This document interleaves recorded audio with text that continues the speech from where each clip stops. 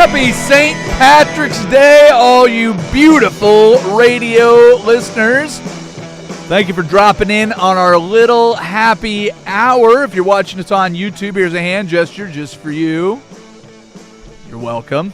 YouTubers, feel free to hit us up on the chat. If you're listening on the radio, 105.1 FM, 1080 AM. If you're online at 1051thefan.com, odyssey.com. If you're on the Odyssey app, or you just ask your smart speaker to help me ignore my life for an hour or so, use the fan text line, 503-2GO-FAN. That's 503-864-6326. Use it. Use the text line and the chat to share your thoughts, ask questions, solicit advice, or answer me this, dear listeners. What have you learned from YouTube? Casey, you've been in the studio quite a bit with the IT guys this week. Have you seen them try to use YouTube to figure out how to set up the new YouTube at all? Thank God, no. Okay. All right. Is that a go-to for you? Do you go to YouTube when your brain doesn't have the knowledge that you need to accomplish a task? Is that the first place you go, or where do you go? Depends what I'm working on. Because if it's something that like has a manual or something that I can read, I'll prefer to read the physical instructions. Wow. But YouTube University is very much how I graduated. That is a huge upset that the youth of today still read. Are you in the minority in that, do you think? Or I might be a little bit. Okay. Because I also do love to write too. So that puts me in the minority. Would you have written anything that I've read? No. Okay. No. Maybe some sports articles if there you go. If you're a big Beaver fan. But now you're talking. All right. Well, the reason that I ask, did you pay much attention to the Players' Championship over the weekend? Just a little bit of it. Do you know who Sudarshan Yelamajaryu is? Nope. 24-year-old, I probably mispronounced his name, 24-year-old finished in the top 5 at the Players' Champion. He moved from India to Canada when he was a child. Instead of going the traditional country club training, he taught himself to play golf on YouTube. Then went pro. At 19, he finished tied for 5th, shooting a 9-under, 279 over the 4 days, earning a $925,000 payout. How about that?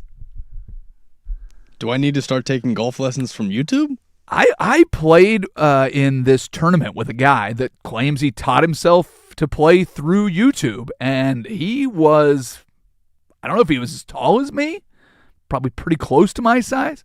Hit the ball well over 300 yards and was just nails. I think he played maybe a little college golf. But yeah, he said he taught himself through YouTube. So here you have it. If you want to be a pro golfer, you don't have to be adopted by a country club swing pro when you're 5 or 6 like Scotty Scheffler. But you can just go onto YouTube right now and teach yourself. That's how the young kids are doing. This guy just 24 years old. Like yourself. What are you doing with your life?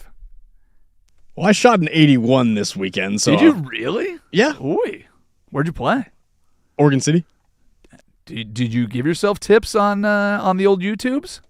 A few, but see, better not than great. Sounds like I need to go to YouTube. I shot a 175 at Heron Lakes and covered myself in mud. It was not great. I lost every golf ball I've ever owned. It was miserable. And the course was in okay shape. I mean, you've played the Great Blue this time of year.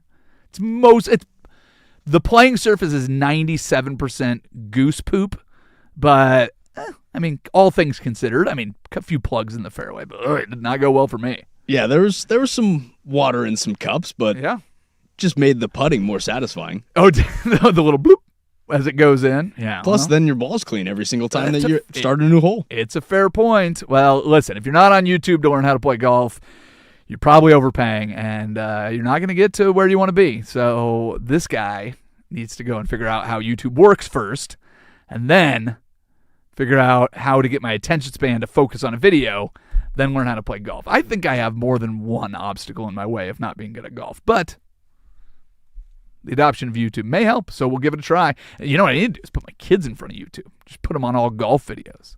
That's what my nephew's doing. I mean, he's only a year and a half old, but I think all he watches with Dad. It's YouTube golf videos. I do have a buddy that learned how to backspin it from golfing videos. See? Listen, Little things. We've just proven it. I think it works. All right, well, let's do this. Before we get into our main story, I need to tell you about something. Did you know that in 2 days we will be at A Casino for Fan Madness? Thursday the 19th, Friday the 20th, for two of the most exciting days of basketball at Tom's Watch Bar in the A Casino Resort in Ridgefield. Dirt and Sprague, The Firm, this happy hour, Primetime with Isaac and Suk, all broadcasting live throughout the day. Special announcement for this show. You're getting two-hour shows. If you're listening to Duck Insider, you know that they are off. They're too concerned about covering the actual sports. Not us. We'll be out at the casino BSing with you, with the listeners. It'll be fantastic. Don't miss a minute of the action. Play hooky with the fan for Fan Madness, brought to you by A, Window Nation, George McCoy at Warren Allen, Attorneys at Law, Cricket Wireless, and video only. That is March 19th and 20th. Counting down, just a couple days. Speaking of countdowns, it's here. It's here, and the U.S., is it their fourth straight or third straight final? I know it's the first for Venezuela. Venezuela. I keep trying to say Venezuela. Venice. The V team. Venezuela is in the final for the first time ever. Ronald Acuna Jr. sprinting out a 2-out infield hit to score a run. And then the team from Venezuela piles on, beats Italy, who was 5-0 going into the tournament. Pretty good game last night. Did you catch all of the game last night? I caught just a bit of it. Well, I will tell you, the excitement in that game from the players was real. I mean, you have a team that's never been. I mean, Italy had never been either. And the disappointment that they had, I'm starting to kind of buy into this idea that the U.S. doesn't really fit the vibe of this tournament. The idea that they're a little too stoic. Now, players from the U.S. team have said that they love it. They love seeing the enthusiasm you're getting from, the teams in Latin America, the teams from Asia, the excitement of an upstart team from Europe going out there and playing with all this national pride. The U.S. team has admired it. The funny comparison that I got, and I don't watch a ton of it, every once in a while Oregon State will make a deep run and I will put on the College Baseball World Series. Go Beavs. There's a pretty good argument that this is the kind of baseball you get in the SEC. This is what you get in the College World Series. So it's not exclusively USA or foreign baseball that is getting it. The USA has some of it. Hell, we've got the Savannah Bananas. I just wonder why there's not so much enthusiasm, but I feel like when you're the favorite, it's that, hey, we're playing on our home soil, we're supposed to win, you've got a lot of veterans out there. Maybe it's just Aaron Judge and his personality. I mean, we saw his big, raw, emotional speech that got everybody this fired up. Maybe it's just leading your captain. Maybe it's being led by a manager that has no idea how the tournament works. I can't tell you what it is, but I'm kind of buying into the rest of the field and their enthusiasm. Did you see Ronald Acuna Jr. after they won the game? Did you see just head in glove, just full weeping, loving it. During the game, just every time that he stole a base or advanced on a hit, there was one where he slid into third. I believe it was on Garcia's RBI. Yeah. He just lit up the entire dugout. The entire dugout was already lit up. Eugenio Suarez in there, just being who he is. Good vibes only is his motto. Just you look into the dugout, everybody's standing up. You can see this constant energy that's going on. It's pretty exciting. Honestly, at this point, I don't really care who wins. I mean, if the U.S. wins, fantastic. Venezuela, I still can't say it. Venezuela wins, I'm going to be just as excited for them because you know that they are going to party. They were partying in Miami after the rain hit last night after the thing. They are very excited. They have to play back-to-back days, which for baseball I don't think is that big of a deal. But it'll be interesting. It'll be interesting to see what they do with the lineup. It feels like the U.S. has made some questionable choices with who they're playing, when they're playing, how they're playing. It just hasn't bit them yet. Obviously, the game against Italy was the first hiccup in it, but they were saved. I mean, they were luckily moved forward. Had Mexico and the game between Mexico and Italy gone a different way, they might not have been here. So appreciating what they have, but yeah, you can make some questions with some of their moves, but they have so much talent. They said Mason Miller should be available. He certainly wants to pitch. It depends on how the game shakes out. Do you go with Will Smith, who's been the better hitter, Cal Raleigh, who's been a little bit of a slump during the tournament, but plays better defense? It's plenty of options. There's a treasure trove for a lineup that you have there. So I don't think you can make a bad choice between Gunnar Henderson and Alex Bregman.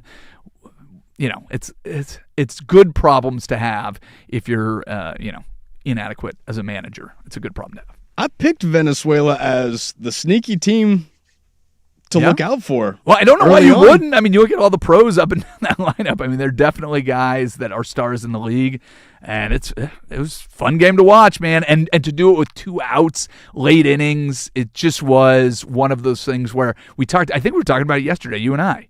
You don't really manufacture runs in this tournament. Well, legging out infield singles and moving base runners over and hitting with runners in scoring position, not doing it by the home run. It was fun to watch. Makes all the difference. That is for sure. Let's do a little In Case You Missed It, shall we?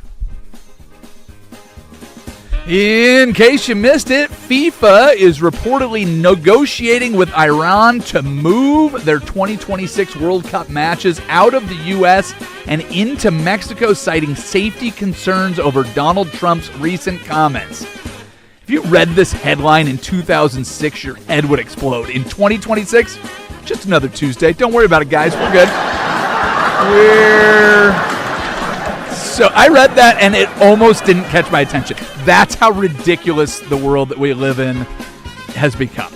In case you missed it, Jack Hughes, who scored the game winner at the 141 mark of overtime in the Olympics to give the USA their first gold medal since 1980, is publicly demanding the Hockey Hall of Fame return the puck from his Olympic gold-winning overtime goal so he can give it to his dad. The puck belongs to history, but Hughes believes it belongs to his family, specifically his father, who meticulously collects memorabilia for his sons. Okay, Jack, calm down. If your dad was so good at collecting memorabilia, wouldn't he work for the Hockey Hall of Fame? I mean, come on. You can tell Jack Hughes is young and doesn't quite understand how the world works. If you really want the puck back so badly, don't go through the media. Call Nick Cage. I mean, it's so...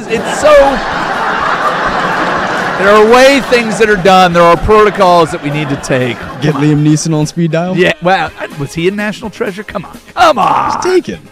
Yeah, I know. They didn't take a puck. They took his daughter. That's a slightly different movie. Thank you for participating in this segment, though, by the way.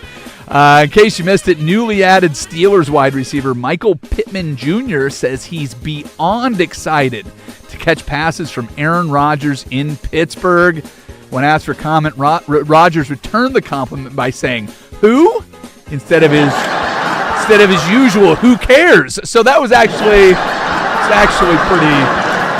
pretty nice to hear Rodgers have some emotion there. It was wonderful.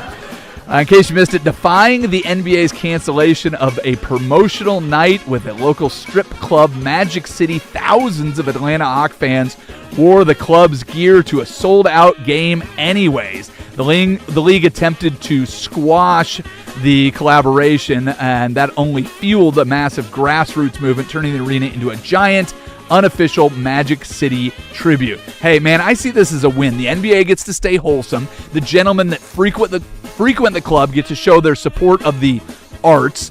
And the dirtbag always trying to sell unofficial Magic City merch outside the State Farm Arena made enough money to finally get rid of that disgusting hernia that shows every time he reaches up to grab you a new t-shirt. I mean, he won't spend the money on that. He'll probably just spend it at Magic City. But it's a thought that counts. Am I right? You can picture that dude. The visual on that. You can picture the exact guy that I'm talking about. In case you missed it, former USC legend Matt Leinart emphatically stated that he will never allow the university to unretire his number 11 jersey for a recruit. 11 is a very important number to Leinart. Not only is it the number he wore at USC, it's also how he remembers how many players are on a football field. 11 is also the number of interceptions he averaged per 17 games in the NFL. And 2011 was the year that we forgot that he played for the Houston Texans. 11 also the highest number that he was required to count in his general studies major at USC. 11,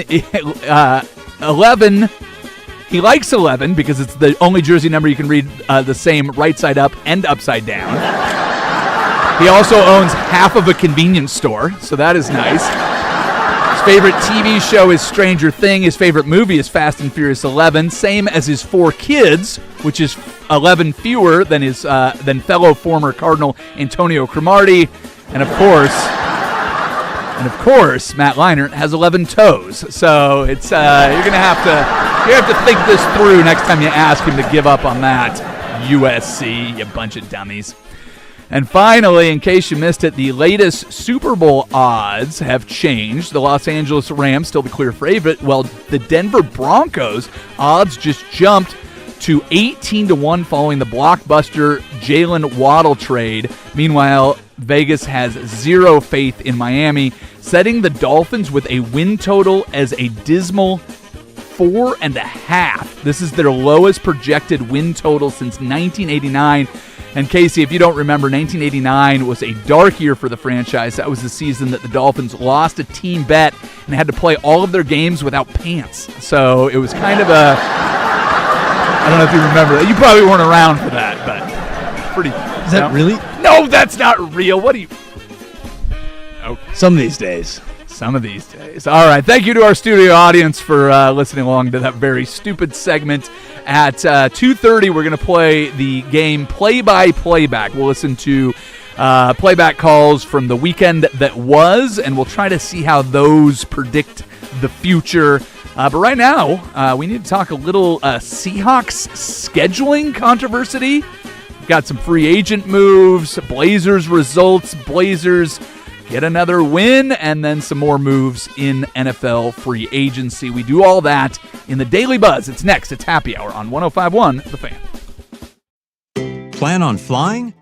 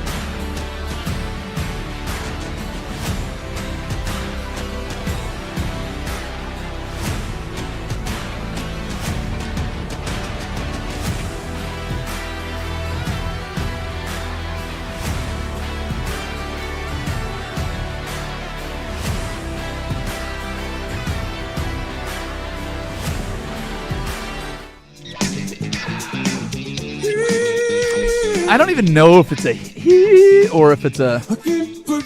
This is a weird one. So the NFL is trying to kick off the NFL season on a Wednesday. So traditionally, the opening NFL game is the defending Super Bowl champions. They usually play at home. It's a celebration. It's a carryover. The problem is the date that the NFL is looking at to launch the 2026 NFL season is Wednesday, September 9th. Okay, what's the problem with Wednesday, September 9th? The Mariners and the Sounders are both scheduled to play. The Mariners have a 6:40 first pitch. The Sounders have a 7:30, I assume it's called a kickoff in soccer. Would that make sense? Face-off? Yeah, kickoff. Puck drop? Whatever you call it. So the Sounders and Mariners may bump the Seattle Seahawks, who could end up starting their season on the road. Congratulations to the city of Seattle. Who knows what will happen with that, but we'll keep an eye on that. How strange is that? And since when did we start playing the NFL on Wednesdays? You said September 9th? September 9th. Yeah, that's the day after my birthday. Well, who cares? Well, if one of them starts on my birthday, then I'll care. Well, yeah, but it could start. Your birthday will be on a Thursday one year too. September 7th? The 8th.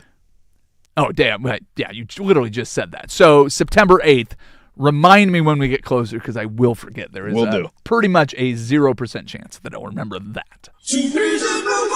The Seattle Seahawks have officially re-signed George Holani, the undrafted player out of Boise State. Stepped up in the playoffs with Zach Charbonnet out. Had a near-perfect pass-blocking effort as the second running back behind Super Bowl MVP Kenneth Walker III. The running back room will look very different, so keeping Holani is obviously an important move. Seahawks are also signing cornerback Noah Igbanyani,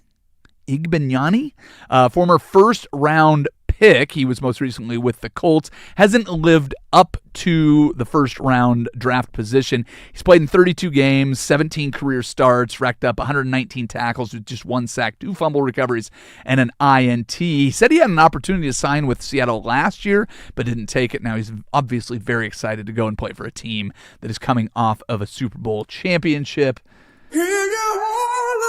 And finally, Brandon Peely, nose tackle, officially re-signing with your defending Super Bowl champions. Still not a lot of outside moves, but again, I mentioned this yesterday. That means all your compensatory picks will stay where they are for the 2027 draft, which is supposed to be an epic draft. The Seahawks own 12 picks in that draft. That seems like a lot. What are there, 7 rounds? 7 rounds. 12 is more than 7? 5 more. There you go. The Buzz. How about those Blazers? 18 each for Denny Advia and Tumani Kamara. Blazers shot 51% from the field, 42% from the three, and Brooklyn still terrible at basketball. Hey, listen, you can play a terrible team and lose. The Blazers did not do that, so congratulations to them.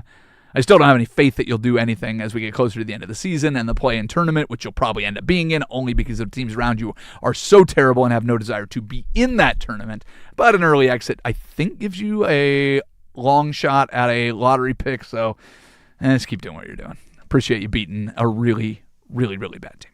I told you, Brooklyn's tough to watch. Yeah, not great. I'm going to be honest. I didn't even consider flipping away from the baseball game to go and watch any part of that last night. But when I got up this morning and said, they won. Good job. The Buzz. All right. A couple teams that are pretty hot right now. So it's been, about 2 weeks, maybe just over when I started really trashing the Atlanta Hawks as a team that nobody cares about. Well, since then, they are now on a 10-game win streak. Awesome. Nickeil Alexander-Walker had 41 last night. If I can say anything about the Hawks, I didn't watch this game. I'm not going to pretend that I know how good the Magic actually are. These are teams that are in the mix in the East, so cool. every time the Magic come to town, it needs to be an officially Magic City night, doesn't it? Like, that seems like the biggest no-brainer. I feel like half of, like, the arena dads have season tickets that all know each other and found out this Monday who goes to Magic City enough to buy a hoodie. All those guys should have been doing this all along. The fact that it took the organization to go out and go, hey, we should have a Magic City night when the Magic come to town, that should become a de facto holiday. However many times the Magic go and visit Atlanta and the State Farm Arena, that should pretty much be automatic, yes? It's a pretty cool hoodie. I'm not going to lie. Well, hey, listen, if you're going to go to Atlanta, are you going to buy a Hawks hoodie or are you buying a Magic City hoodie?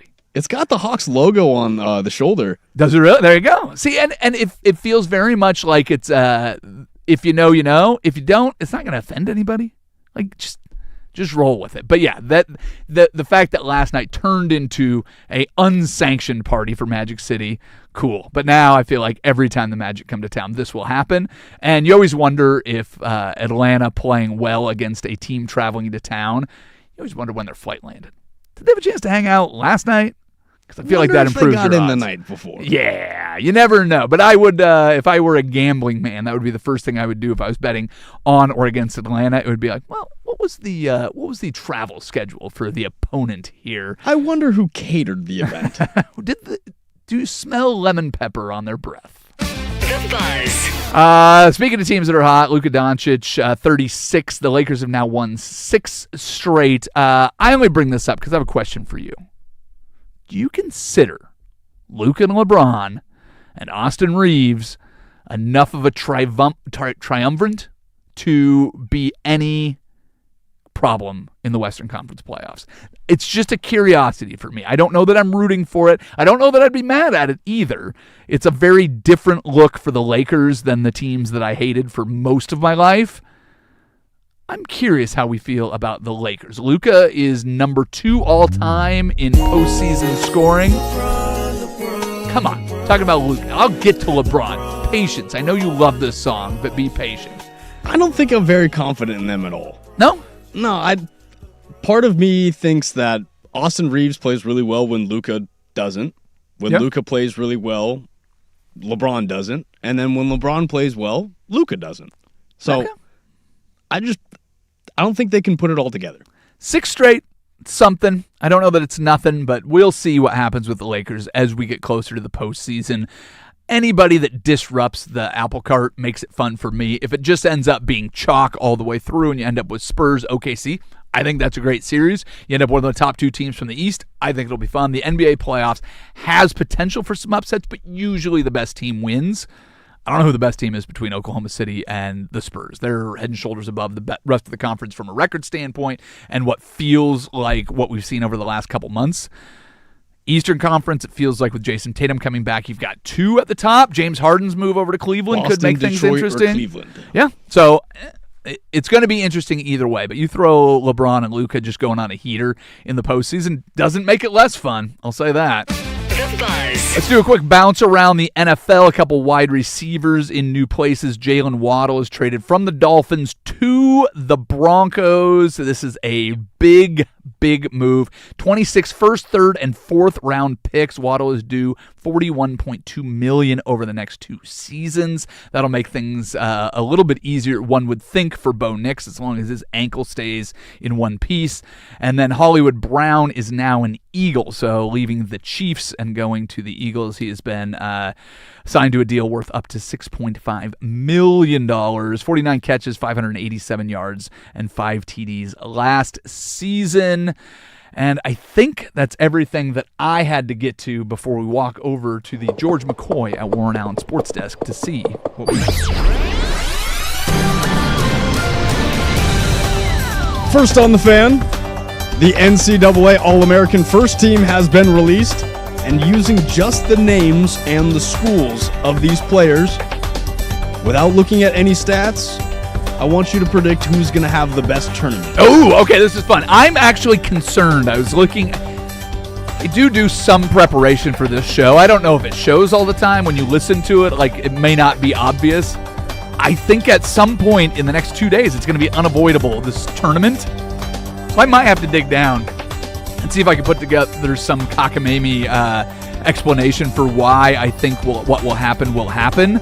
And it may be tomorrow. So, yeah, give it to me. I have not done any research, so I promise you this is blind. Go ahead. All right, this is the first team. All right, so the 5 players that made the first team are A.J. DeBonsa out of BYU. Okay.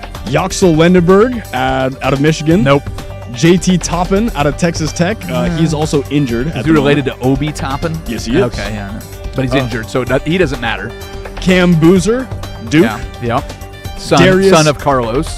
Darius Akov Jr. plays Yeah. at Arkansas. And then because Toppin was in the top 5, I threw in another one. Braden Smith of Purdue. He just needs 2 assists to break Bobby Hurley's career assist record. Braden Smith? That's kind of a boring name. I want it to be him. I mean, I hate to say it's probably Boozer because it's tied to Duke. But what's his name? Yabansa for BYU? DeBonsa. I can't roll with BYU running through this tournament. I think it's probably Boozer at Duke. I did get to watch him play a game live this year. Now, we've talked about this on this program before. I do tend to nap through live sporting events, so I did sleep through most of the first half of the second half because I think college basketball still plays halves for some reason that nobody can quite explain to me. Men's does, women's does not. But I know, which is the weirdest thing. But in that game, I did watch the end of the game, and Texas Tech made a huge rally and came back and beat Duke. So I can't.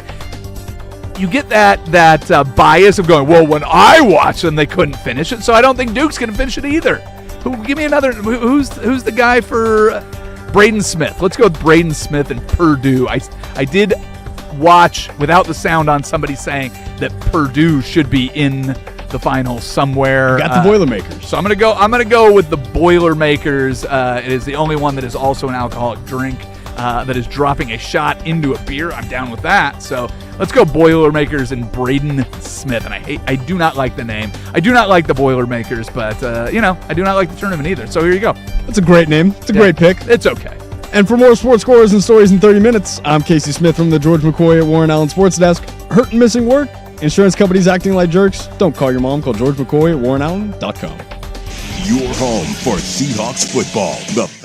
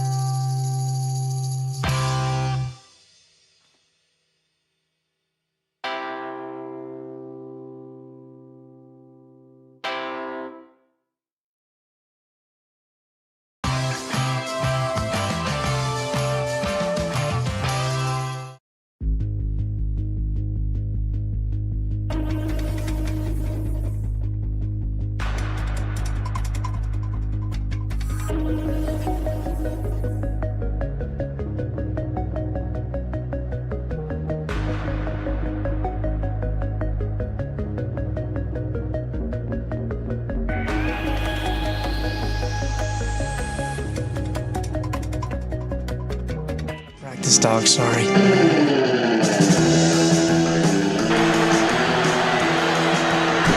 with that one. Kansas has made only 2 threes on the night. They must make one here to extend the game. Collins driving, almost lost the handle. Chalmers for the tie. Got it in 2 seconds. Unbelievable. Dozier at midcourt for the championship. No, we're going to overtime in San Antonio. That was Jim Nantz on the call of the 2008 National Championship game between Kansas and Memphis. Derrick Rose and Mario Chalmers on the court. This was the earliest March Madness memory that I have. Sure. Give me your favorite March Madness memory. Well, I mean, I've told this story several times, but I was watching. I was bartending at Who Song and Larry's over in Vancouver. The building is still standing barely. If you drive over the I-5 bridge, I was there, and I was bartending during the day. And I had PTI up on full volume, and Jim Boeheim was on as the guest. And he's like, I don't know, I think we got them, a team that can really go and do something. And so in the bracket that I did with my buddies every year, I picked Syracuse to win it all, and Carmelo Anthony and Jerry McNamara and those boys. And they were rolling for the first couple rounds. Midway through the tournament, I moved to Vegas. I was moving down there to do some stand-up comedy. I told everybody I was going down there to meet a nice girl to settle down with. I thought I was going to be a poker player and a sports gambler. First bet I made was going into the Sweet 16 for Syracuse to win it all, and of course I did. So yeah, that's a one that always stands out. I mean, I have some other ones of Bryce Drew skipping class in high school and hitting the game winner or other things, but that was the one that I thought I had it all figured out. And at the Final Four, I went to the sports book, and there was no room to sit anywhere in the sports side of it, but there was still some seats open in the horse betting area. And so I go over there, and of course you have to have a ticket on the races. So I sit down next to this couple that had to have been in their probably 70s. And I'm like, lady, I need your help. I need to learn how to bet horses so that I can stay here and watch the game. And I'd been there like only a couple weeks. So I sat down, and she's like, okay, sweetheart, so here's how you look at the horses. And so I ran through like 3 races, repeating back what she told me. So I go, so I'd bet this horse. And she's like, that seems like a pretty good bet. And then I nailed it.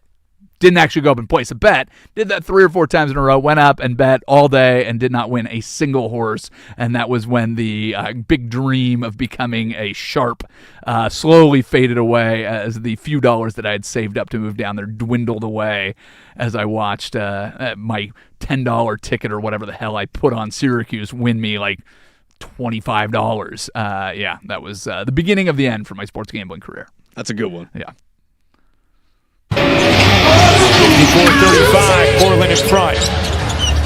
Henderson muscling through Etienne and finishing Scoot Henderson. That was Scoot Henderson versus the Brooklyn Nets. I just got to say, Brooklyn is so bad. They make Scoot look good? They make Scoot look great. Now, Scoot played, again, great, but as of mid-March, the Brooklyn Nets, they're 17-51. Most likely going to get probably the top 3 pick. Who do you think probably is the best fit for them between... Oh, you know that I don't know anything about the prospects coming up in college basketball. Why would you ask me such a ridiculous question? The best option for the Brooklyn Nets is just to relegate themselves. Just leave the league, exactly. Move to Seattle, move to Vegas. They're going to expand there anyways. Nobody needs a second team in New York City. I don't even think anybody from Brooklyn cares about the Brooklyn Nets. Just go away. Thanks for coming. You had KD, Kyrie, and James Harden at the same time, and you couldn't win. Just stop trying to play basketball and give up, would you? Thanks. Garcia trying to give him the lead. Arturo, Michael Garcia lines the ball left field, a base hit. Jackson Terrio comes home. Throw to third, timing play. Everybody's safe. Venezuela's taken the lead. They've come back again. Started with one. That was from yesterday's semifinal between Italy and Venezuela. I know both of us picked Italy. Yeah. But where's your excitement level headed into tonight? I mean, it's the energy is so palpable on the field for Venezuela. It's so much fun to watch them, but they have to go through the favorite from before this tournament started, and just a murderer's row of relief arms, a lineup that any one of them can hit the ball out at any time. It's going to be a real struggle, but you wonder if the energy in the place will have any impact on the outcome of the game, and I kind of hope that it does in one way or another, whether it's one of the stoic Americans channeling all the vitriol that's coming at them and turning it into a home run, or if it's somebody puckering in a moment where, listen, your guy, Aaron Judge, said that this is a bigger stage than the World Series. Remind me how he did when he was in the World Series. Tough fifth inning, pal. Did he have a good performance in the World Still Series? yet to be good. Yeah, so if Aaron Judge gets up in that big moment, he has a chance to kind of rewrite some opportunities. They've made a big deal about Ronald Acuna Jr., who didn't get to play in the 2021 World Series because of a torn ACL for the Braves, and what he's been doing in this tournament. Aaron Judge has had a couple little moments, but I'd love to see Captain America come up with a big at-bat and just replay that emotional speech that he had. Win or lose, man, it's. I want it to come down to a moment, and so help me God, if it comes down to a bad call by an umpire, I will need 3 years before they play this stupid tournament again. Well, the last time that Team USA faced off against Venezuela, this happened. Nobody out. If not their biggest moment for USA, where they can capitalize right here. 0-2. Turner to left field and deep. Peralta back. It is gone! That was Trey Turner's grand slam that pretty much cemented the USA's victory against Venezuela the last time the World Baseball Classic came around. How do we feel about, I guess, the roster, home run hitters? Who's our Captain America headed into tonight? Well, it's one of those things that you look at and you go, man, how could they leave Trey Turner off of this roster? If you ever have a down moment and you love baseball, just put on the Smooth Criminal remix of Trey Turner sliding into home. If you've never seen it, it is definitely something that you will watch on repeat and just puts a smile on your dumb face.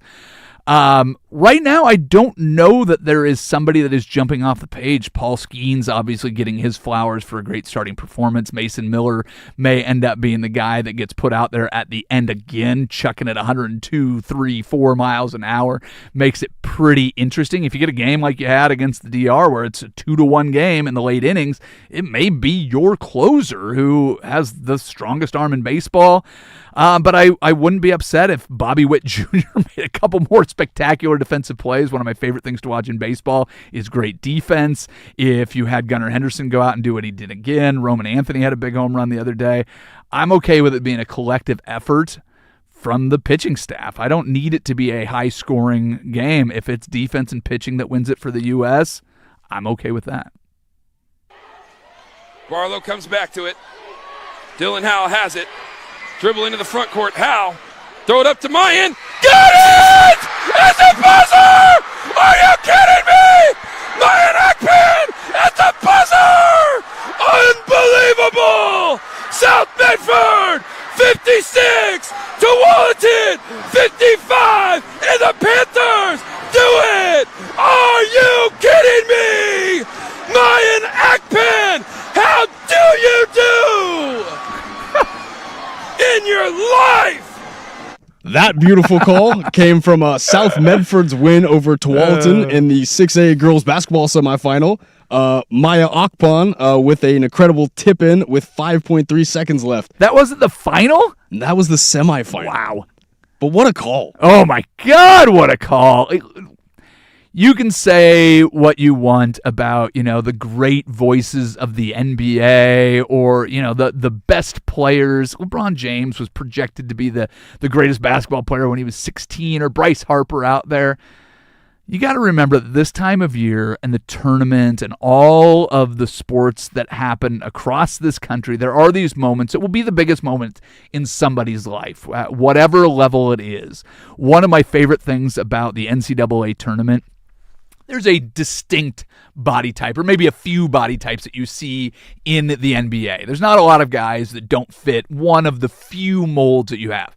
The NCAA tournament is going to have, 68 teams that fill out their rosters the best that they can, and you are going to see guys that are 6'8" with a 6'6" wingspan and shoulders that are narrow and wide and big heads and short necks and all of the things that you don't normally see as you watch the directional schools from the Midwest go out there and have their chance. And the schools that you didn't know where they were from, but you learned yesterday that were actually from North Carolina, are going to be out there with guys that probably are the best basketball player that their little town has ever seen, and they got a Division I scholarship to a school that most people never heard of, and their whole town's going to be out there watching them. And that guy's never going to make it because he's only 5'3", but he's going to be awesome and have a chance to show off for a couple days, and it's going to be sweet. So if nothing else, this tournament provides us with these moments that you can't get anywhere else.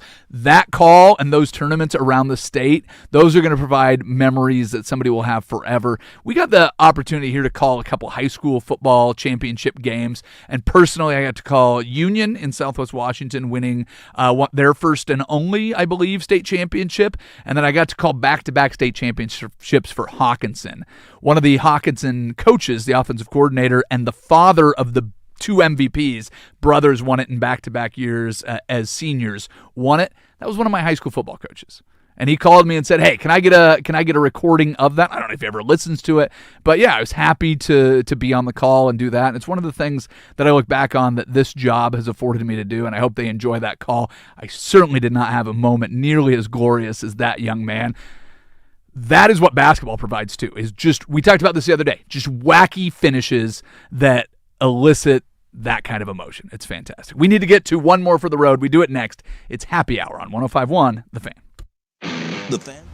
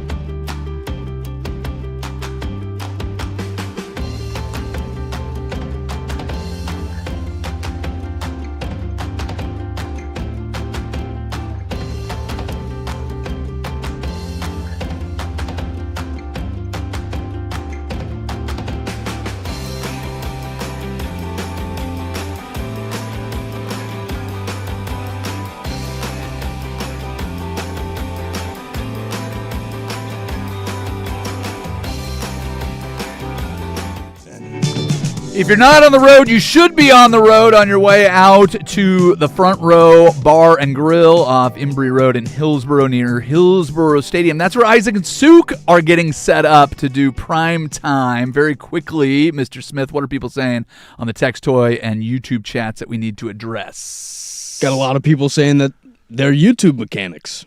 Oh, yeah? Yeah, if you got to fix something, So that YouTube's works not a bad too. way to go. Anything else? And then when you have a bad player name, you just need to replace their last name with the team mascot. So we'll go through the list again. Okay. Well, we'll cook some stuff up for tomorrow. You'll get your official, definitive happy hour preview of March Madness and the tournament that will be, and we'll be out at A&A on Thursday and Friday. It's going to be fantastic.